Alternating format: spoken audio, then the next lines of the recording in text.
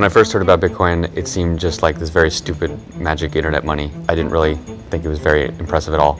And I kept reading, and within a couple hours I became absolutely hooked. Was skeptical at first, didn't think it could possibly work, but have the skills to actually go in and look at it and convince myself that technically it was correct, that it could actually work. It was just an experiment to begin with, but I could see the potential with it. It's a fundamental innovation. That's how I think of it. Bitcoin is the most important invention, at least since the internet. Ask yourself, which is more important in your life, money or email? And I think most people will say money, so this is bigger than email. It's just incredibly novel and interesting solution to problems.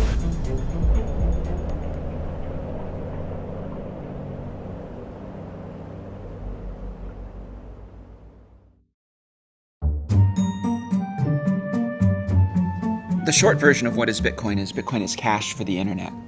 So it's a new kind of money, and it's also a payment network that runs over the internet. There's a piece of digital information that you can hold that has value. And as long as nobody else knows that information, that value belongs to you. This sort of technology was developed independently a few times. I think the NSA developed it in the 70s, and then academic cryptographers started putting this out later in the 90s. And it's called public key cryptography. Now, we now rely on that technology every time your phone talks to your bank, or even over maybe SMS sometimes. I mean, it's just embedded in the internet and how we talk. Bitcoin was invented by Satoshi Nakamoto. As far as I know, no one has actually met Satoshi. No one knows who he or she or they are. I've never talked with Satoshi, although I have communicated with him electronically via email or on online forums. Satoshi started working on Bitcoin, he says, in 2007, and it actually took him a couple of years to convince himself that he could actually create a system that would work, that would solve this problem of how do you create a money where there's no single person or organization or government in charge. He started posting to a cryptography mailing list where he described kind of at a high level how it would work and started to get feedback from people on his idea. I believe it was the beginning of 2009, he released an academic paper that described the system in detail. And he also started up Bitcoin. He actually released the code for the system and started it running. Coming from a crypto background, I mean, one of the first things I did was I read the paper. When you read the paper and you have that background, you think, this is very good. You think, there are kind of 50 things that might be wrong with a proposal like this. And I thought, this answers all those questions. I mean, I thought, this is some very high quality work. So the key problem that Satoshi solved that made the whole system work was a solution to what's called the double spending problem. So if I have this digital asset that I want to give to somebody else, how do you prevent me from giving it to two different people at the same time? Because obviously if it's digital, it's easy to copy. And Satoshi came up with a brilliant system for if you try to do that, if you try to double spend and give the same Bitcoins to two different people at the same time, everybody notices, and then one or the other of those transactions is considered valid, and the other one's just ignored. So solving the double spend problem was the key technical breakthrough that made Bitcoin possible even. Bitcoin answers another question in a magical way, which is, could a bunch of people who don't trust each other all agree on when something happened so precisely that you could use it to transfer value, right? And that sounds like, who've never met each other and will never meet just by passing messages. And, the immediate answer to that is like, no way. You need someone who's trusted in the middle to tell people what happened. You need all these other things. So I do think it's incredible genius. He's obviously had some academic training because he wrote this academic white paper that, is in the style of a peer-reviewed academic journal article. And he's obviously a genius. I mean, not only was he able to come up with the idea, but he was able to actually implement it, actually write code that made it work. And he was a genius on a lot of different levels, which I think is really rare and fascinating, and I'd love to meet him someday. Satoshi sort of, I think, exists now in the Bitcoin subconscious almost. Things are named after him. It'll be a little bit like finding out who Santa Claus really is if Satoshi's ever revealed. Like, I think it'll be a blow to the collective psyche of Bitcoin. One interesting thing, there's some emails that have come out recently that indicate one of, a 90s era cryptographer was working on some of this stuff that pretty clearly turned into Bitcoin. That's a small community, so you probably narrow it down to 30 to 50 people that could have been working on it. I don't know who's had the last interaction with Satoshi. It might have possibly been me.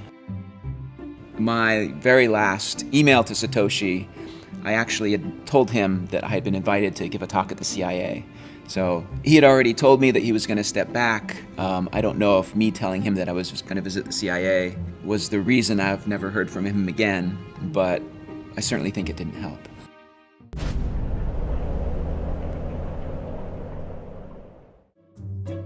Satoshi brilliantly designed the incentives so you don't need to pay anybody to make sure that all transactions are valid because they get paid by the system itself. The reward for doing the work of processing transactions and making sure that there are no double spends is tied into the creation of new Bitcoins. So the people who are being awarded new Bitcoins are the same people who are making sure that double spends don't happen. So that's the way new Bitcoins come into existence, is you have these people who are validating the Bitcoin transactions, who are called Bitcoin miners, for the work of validating transactions and making sure that nobody cheats. They're awarded new Bitcoins. But then you need a way to limit the money supply because, validating the transactions is pretty quick. So there's actually a process called proof of work where the miners have to run this algorithm that takes a lot of CPU time. You can think of it like pulling lottery tickets. So all of the miners on the network are all, they all validate the transactions, and then they're all kind of participating in this lottery to see who will be awarded Bitcoins. And on average, every 10 minutes, somebody somewhere on the network is awarded new Bitcoins. There are fundamental promises made by the Bitcoin network about supply. And the supply function's too complex to say out in words, but what you could think of is like every 4 years, about half the remaining Bitcoins are given out, okay? So for the first 4 years, every 10 minutes, 50 were given out. Next 4 years, 25, and then next, and so on. So eventually that kind of trails off, and in the year 2140, no more will be issued. And that's how we know there will only ever be 21 million Bitcoins created, because if you do the math, that series works out to 21 million. 1/100 millionth of a Bitcoin is the smallest Bitcoin unit, which the Bitcoin community has dubbed the Satoshi in honor of the creator.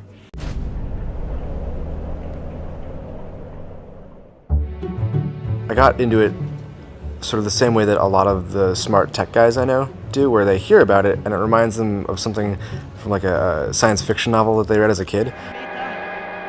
Noch 10 Zentimeter und da hat sie aufgesetzt. You're like, oh, that's cool, but it can't exist.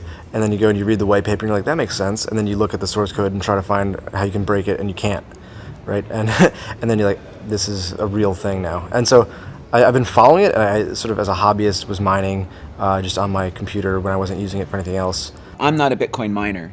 I actually have, in the past, created a few Bitcoins. I ran the Bitcoin software on my laptop computer way back in, May of 2010, when not too many people knew about Bitcoin, and it was actually possible to create Bitcoins on an ordinary laptop computer.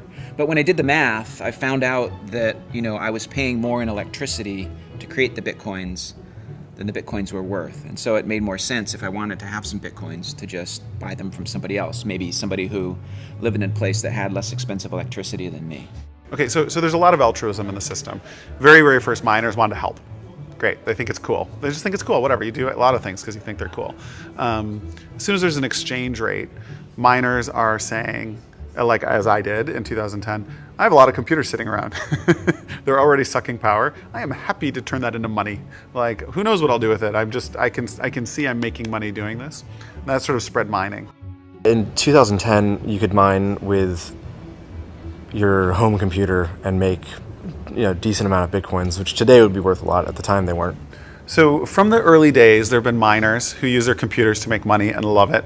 And then there have been speculators or people want to buy who are like, that is for wankers. Like, I'm just going to go lay my cash on the table and buy these. And I'll see what we'll do with them later. I like this plan. At the time, there were 7,200 Bitcoins issued a day. And that was probably $350 worth. When the first exchange launched, was 5 cents or so was the first rates. So, you've got $50,000 to play with as an investor. Like, you're going to go mine for 2 years. You're not going to go mine for 2 years. The money guys they always want to trade, and the nerds always want to mine. It's very rare in this space that people want to do both. They're often on one side or the other. Bitcoin puzzles a lot of economists who would not have predicted that you'd be able to start from something that has no intrinsic value. I mean, there's zero value in the bits of data on your disk, and yet has managed to bootstrap itself into arguably the world's most valuable currency. And how that happened, I think, is a really interesting study in economics. You might need to make some economists rethink their ideas about money. It took some early adopters with enough faith to actually spend real money to purchase some Bitcoins to start to give it a value.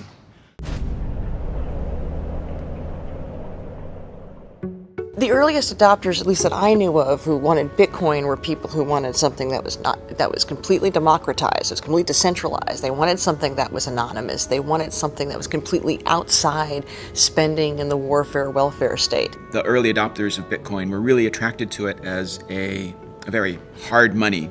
I mean, Bitcoin has a fixed money supply, which appeals to a lot of people who believe that central banks creating money whenever they feel like it is a really bad idea. So I think you saw a lot of early adopters that were really attracted to Bitcoin for economic reasons. If you're non-technical and you're interested in Bitcoin, you don't like Ben Bernanke, you are worried about inflation, hyperinflation, you find fiat currency of all sorts suspect. These are the folks that are non-technical that come first. So there are really three factors that drive interest in Bitcoin. The first is its decentralized nature. The second is its anonymity, or really pseudonymity. And the third thing is its zero transaction costs. And what's interesting is that different people have been attracted to Bitcoin at different points in time by different elements of those three characteristics. So the first early adopters of Bitcoin were attracted to its decentralized nature. And so there was a lot of people who had a political motivation behind it. They might have been libertarians. They didn't like the idea of a central governing body of their currency. And that was, and that kind of passion that was driven by some of these ideological grounds is what's necessary to get something from nothing to that first step, just to get a few people involved and to have some value created. First of all, people don't think about where the dollar comes from, what spending that dollar means, and they don't think about taxation. So any of those things tend to be outside people's normal. Why would you think about that when you're buying the bag of potato chips? There's no reason to.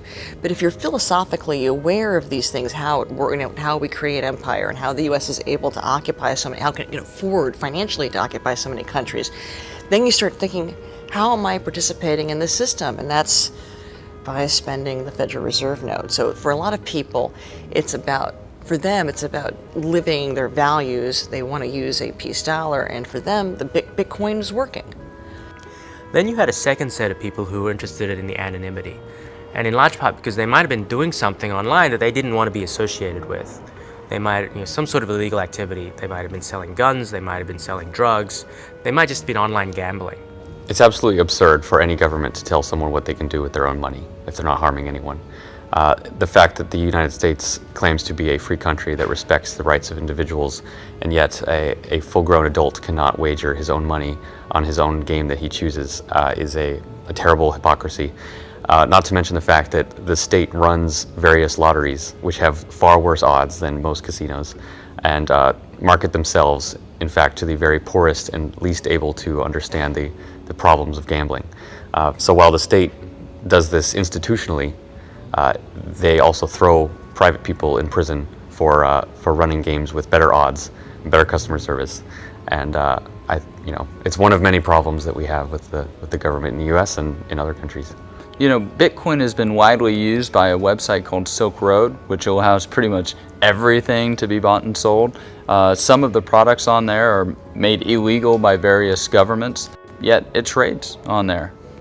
You know, I don't do drugs, I don't even drink caffeine or alcohol, so it's just nothing that personally I'm interested in. But what I am interested in is looking at the ability of the market to solve these problems, because these particular market actors, they were excluded from traditional banking systems, and Silk Road and Bitcoin have provided a solution to that. But we see other market actors which have also been excluded for different reasons. For example, WikiLeaks, they're engaged in political speech, and the banks and MasterCard, they've terminated service. We have the IRS targeting political opponents for political speech. And people wonder why they might want to have anonymity. It's very difficult to exercise your speech if you don't have the ability to transact. And so what we're seeing with Bitcoin is money has literally become speech. There are lots of people interested in Bitcoin for different reasons, and they have lots of different opinions on different things, and they argue with each other all the time. And yes, some people believe that things like Silk Road are terrible for Bitcoin. Other people think that that's the killer app, and that's why it has all of its value in the first place. You know, Bitcoin needs to be understood as a tool, and a useful tool is used by everyone who finds it useful. So just as bad people use the cell phone in the car, bad people are going to use Bitcoin, and people shouldn't fear that or worry about that.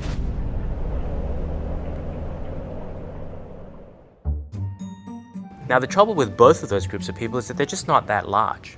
There aren't that many people who are passionate enough about their politics that they will adopt a new currency. And there aren't that many people breaking the law, you know, in wholesale ways. But it's this transition to the third characteristic that's really interesting, because zero transaction cost has an appeal to everybody. Everybody would like to save money on transaction costs. It just takes costs out of the system. And because of that, it has much, much broader appeal. But what's interesting is that, and that's why I'm interested, right? That's why I'm interested in it. I think that, you know, you've got an opportunity to revolutionize financial services, tens of billions, hundreds of billions of market cap at risk. If that comes under pressure, then it's like squeezing a balloon. Market value has to be created somewhere else, ideally in these new companies.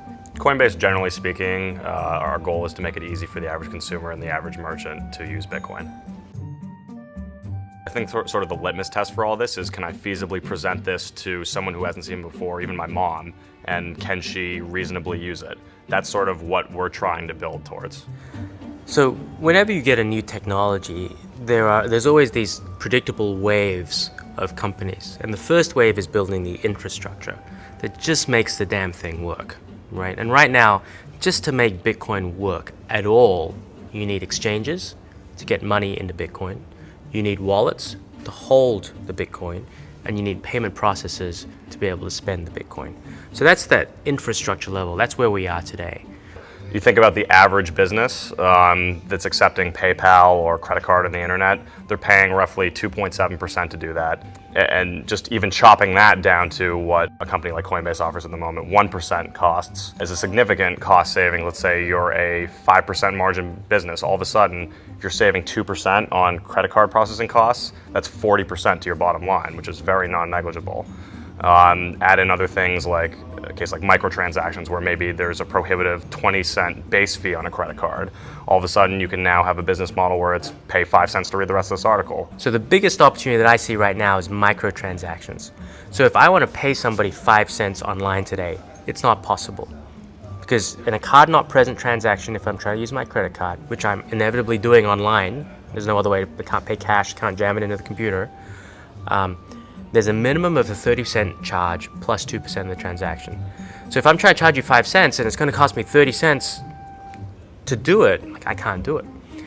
So if you remember the earthquake in Haiti a little while ago, Red Cross had this great campaign. You could text to send $1. That was a one-off thing. You haven't seen that again. And the reason was because in that one instance, everybody waived their fees. But in general, you have the same problem. If you want to send somebody $1, donate $1 to a charity, 30-something cents of that is going to go just to the payment processing, which means only 70% of your donation actually goes to the charity that you intended to give it to. That's not a very good way to do things.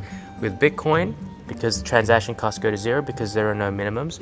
You can have people giving $1, $2, 25 cents, and all of that money will go to the charity. So there are lots of these use cases that can become these vertical applications that sit on top of the infrastructure, and that's how new technologies emerge in financial services.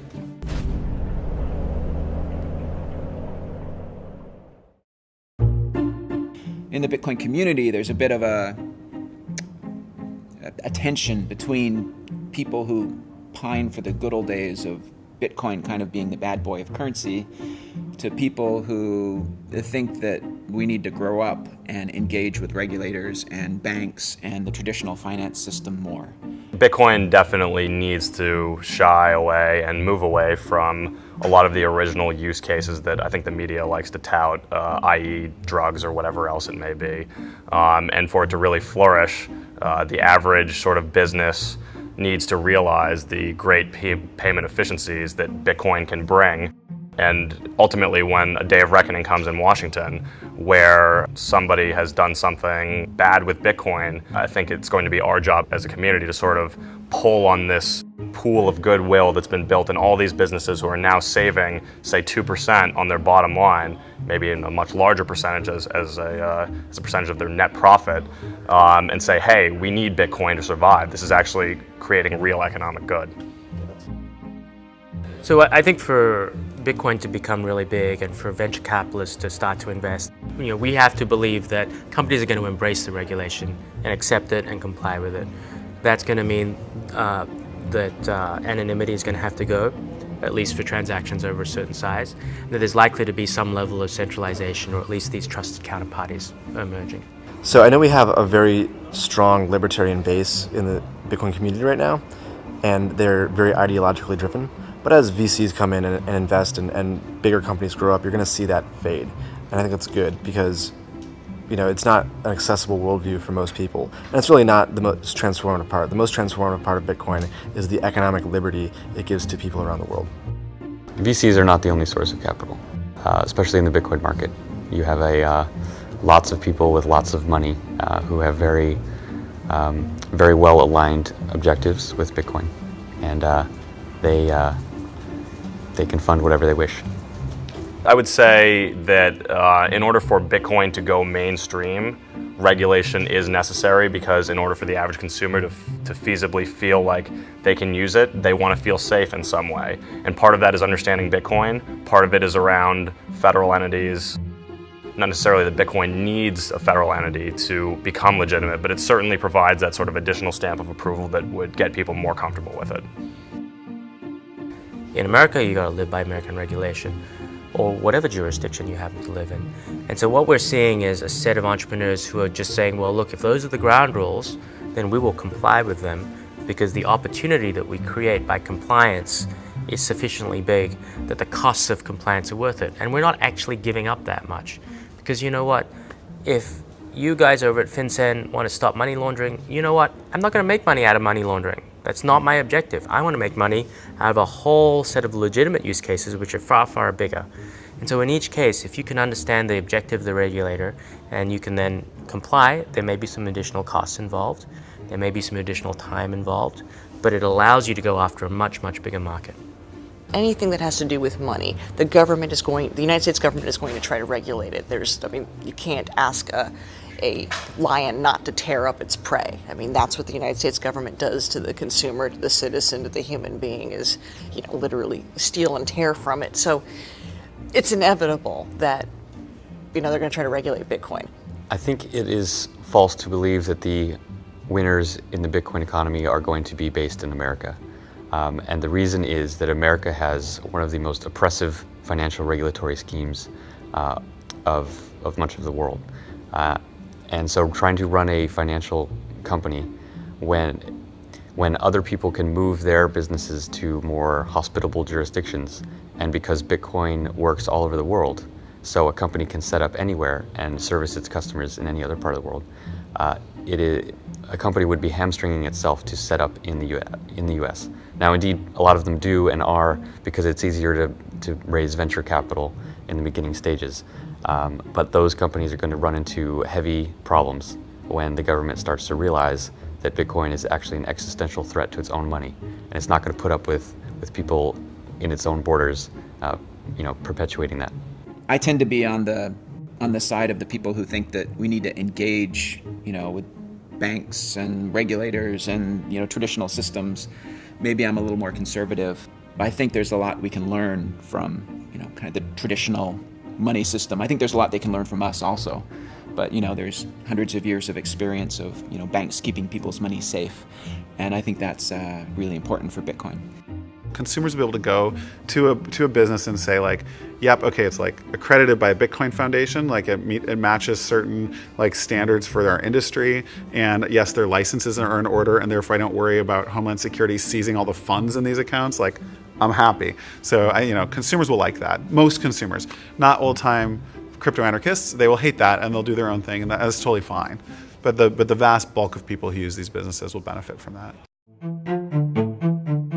The community that has brought Bitcoin from nothing to where it is today has a different set of ideals than the people who are starting to come into Bitcoin now and saying, well, to take it to the mainstream, this is what's going to be needed. And so you're seeing some clash of ideas and some clash of ideals.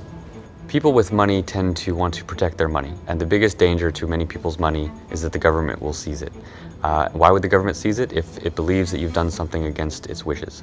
So it's no surprise that venture capital companies and wealthy people tend to, at least on the surface, be very pro-regulation, because they do not want to engender harm by becoming a target of the government. I'm pro-regulation. I think it's an opportunity. So I have investors who invest only in pre-regulated financial companies, and they've built them themselves. And part of the playbook is get regulated in a good way, in a way that's good for everyone, that's good for the space. So yeah, should wallet providers be able to act functionally as banks without any oversight or regulation? No, they should not. Now, fundamental to Bitcoin is like, if you want to choose to do that, fine. No one will be able to stop you at a small scale. And if individuals want to choose to put their money with whomever they want, that's great. I don't mind that. But when you have, but we can't have like large scale poor business practices that could impact the whole community. I'm not into that. And I think regulation is part of that story. People they're saying this is a real future. So that instinct that they have to want to do something that ridiculous is regulate the currency suggests that people know that this is here to stay and that there's big money. But as in people, and there's been a lot of debate about this among anarchists, and I see this debating this back and forth yesterday on Twitter, is that one of the points of Bitcoin is that it's not regulated, it's not centralized, and it can be completely anonymous. People don't have to know what you're doing in your most intimate areas of your life if you can use Bitcoin. And the regulation that a lot of these people are welcoming, of course, it's going to dampen a lot of the enthusiasm about Bitcoin and could potentially hurt it.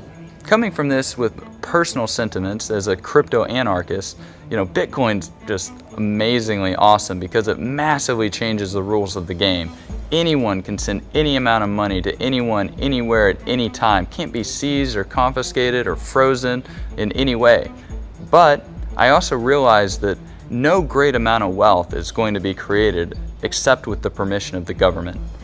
And along that role, as an investor, venture capitalist type, I have a fiduciary duty. And so, as a result, I want to know the rules that my investments and the founders of those companies need to play by. Because now I know that my founder can act in a certain way and he's not going to end up in jail, and the investment's not going to get seized in the company, and that's not going to hurt my investment. So it is kind of paradoxical in a way, but I think overall it's going to help legitimize Bitcoin and bring it into much more mainstream transactions. Companies that are involved in Bitcoin can be regulated, but the underlying core system, the technology, is beyond the reach of any regulatory scheme, just by nature of it being based on cryptography and mathematics and peer-to-peer networks. So it's really, there's nothing much that a government can do except to try not to cause more damage. We'll see how this plays out. It's going to be very interesting. It doesn't matter whether the government wants to regulate it or not. Ultimately, there'll be another form of Bitcoin or something else the next day. It makes no difference. This is something they can't control, and it's the future. Why fight it?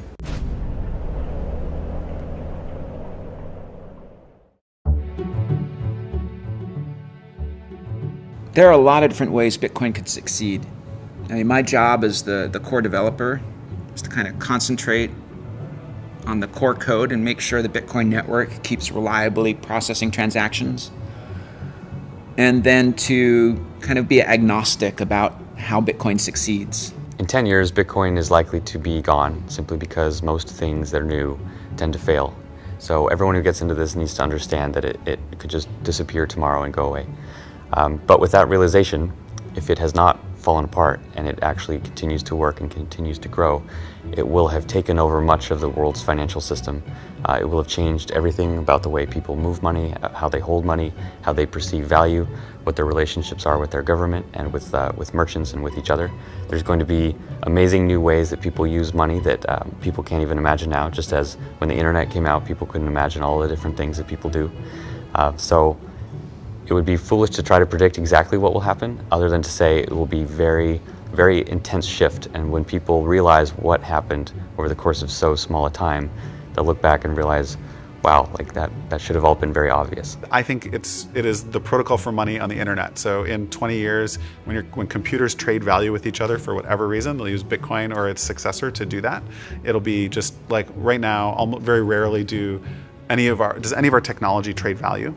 But in 20 or 30 years, it'll happen all the time. You'll log on and you'll be able to pay a little more for faster internet. There's just 100 ways that computers will be transmitting value to each other all the time. So and they'll use Bitcoin for that. If it does take off, I suspect that it will become invisible to consumers. And in the same way that people don't think about payment systems in general, Bitcoin will be invisible and transparent to them, and so they'll just know that they can pay to pay a penny to read an article on their tablet, and they won't even be thinking about it as Bitcoin, because Bitcoin will all be invisible to them in the background. It's going to be an infrastructure system. I think we're going to go through a phase where there's more centralization because there's kind of a natural monopoly that will happen with exchanges. But then I believe that eventually we're going to grow out of that and the Bitcoin economy will sustain itself. And there's really very little friction because it's really designed to be this decentralized peer-to-peer currency. And, I have no special ability to predict the future, so I might be wrong. While Bitcoin has the potential to be a subversive currency, and I do applaud that, it also can be strictly bourgeois.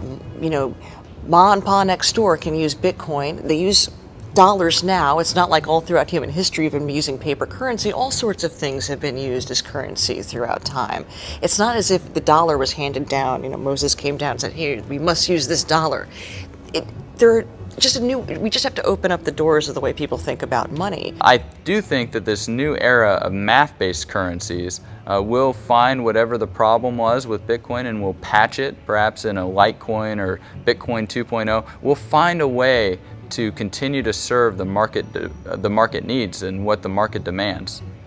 I think Bitcoin will grow to something where maybe 5% of people's wealth will be held in Bitcoin, and hopefully it represents the working capital that a lot of businesses use to enter and not have to leave this frictionless payment world. That doesn't mean 100% of your assets have to be in it, but whatever sort of lubricates the transactions that you're doing on a daily basis as a business. Bitcoin might succeed someplace else in the world. Maybe a country like Zimbabwe that recently saw hyperinflation. Maybe they'll decide, instead of using the US dollar as our currency, which they're doing now, maybe a cryptocurrency like Bitcoin would make sense as their national currency. That's a possibility. I don't know what's going to happen. My job is to concentrate on making it possible so any of those great things can happen. And I think it's going to be really interesting in the next 5 years to see what does happen. Hopefully they'll appreciate the risks that we're taking to make it happen in the early days, because most people just laugh at it right now.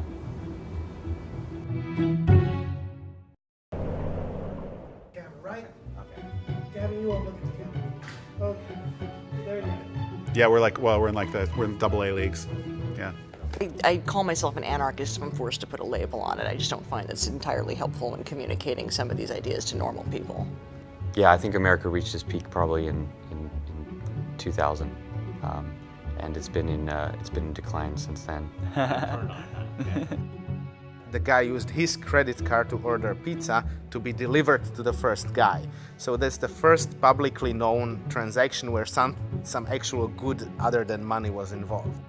We believe, my company and I, that Bitcoins offers a final solution for the medical marijuana conundrum. We're having a Bitcoin party. Champagne's flowing, people are celebrating, we're all thinking we're going to be Bitcoin millionaires soon.